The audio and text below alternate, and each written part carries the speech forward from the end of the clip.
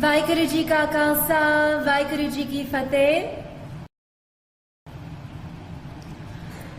On Christmas Eve, 103 years ago, my grandfather waited in a dark and dank cell.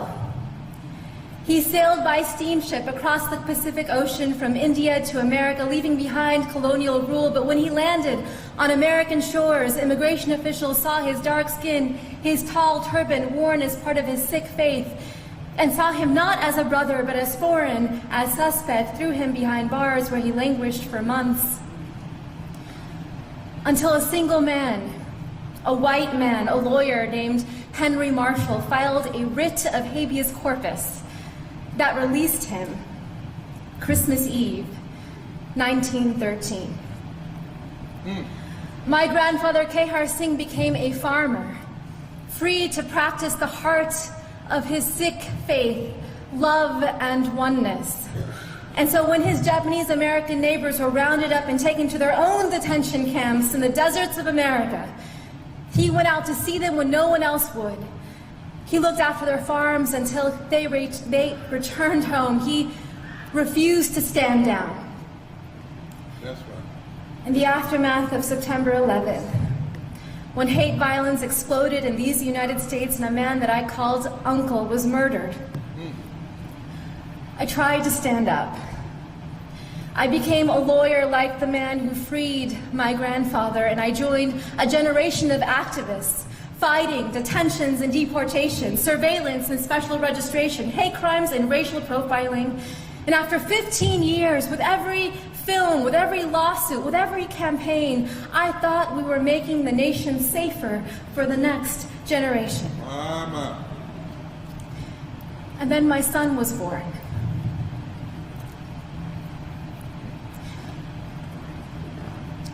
On Christmas Eve, I watched him ceremoniously put the milk and cookies by the fire for Santa Claus. And after he went to sleep, I then drank the milk and ate the cookies. I wanted him to wake up and see them gone in the morning. I wanted him to believe in a world that was magical. But I am leaving my son a world that is more dangerous than the one that I was given. Because we are raising a brown boy in America. A brown boy who may someday wear a turban as part of his faith.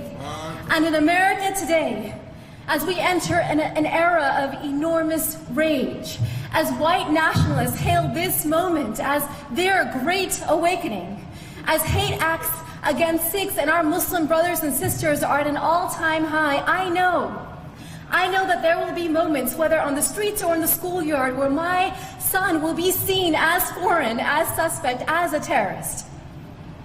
Just as black bodies are still seen as criminal. Brown bodies are still seen as illegal. Trans bodies are still seen as immoral.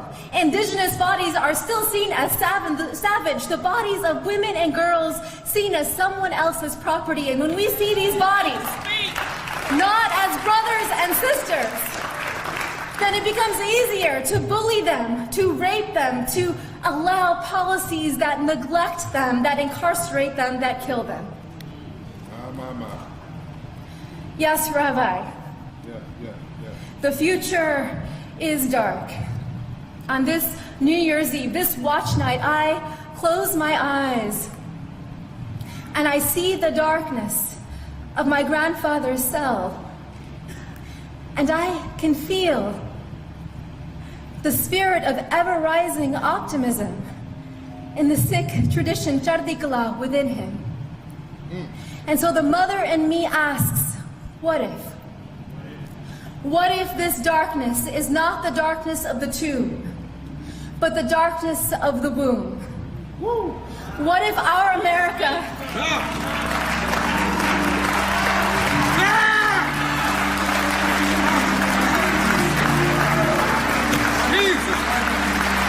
What if our America is not dead, but a country that is waiting to be born? What if the story of America is one long labor? What if all of our grandfathers and grandmothers are are standing behind us now, those who survived occupation and genocide, slavery and Jim Crow, detentions and political assault. What if they're whispering in our ear today, tonight, you are brave? What if this is our nation's great transition?